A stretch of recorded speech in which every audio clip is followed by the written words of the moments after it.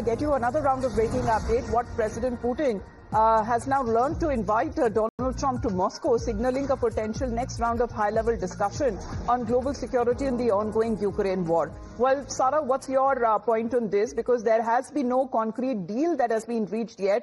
However, Putin is of the opinion that probably next time the talks may happen in Moscow. President Trump seems to be agreeing for that too. Moscow, unless there's a ceasefire. It's just that simple.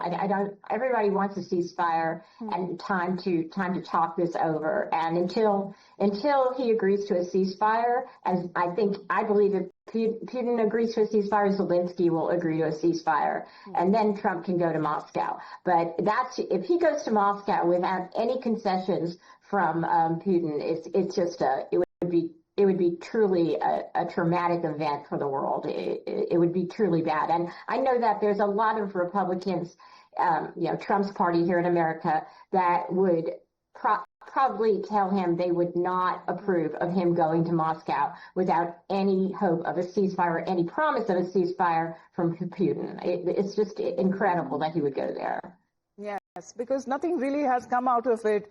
As we speak, when it comes to this meeting that has now ended, the high-profile summit that has ended without an agreement to end or even a pause in the brutal conflict, the largest land war in Europe since 1945, which has raged on for more than 3 years now. However, this invitation to Moscow that has now been extended, the Russian leader, however, has repeated Moscow's long-held position that it is sincerely interested in putting in war to an end. However, there has been, as far as the decision is now concerned, has to be taken up by Ukraine. All of the root causes of the crisis must be eliminated. Well, that is the opinion that has been put forth by President Putin. Now, Donald Trump and Putin shaking hands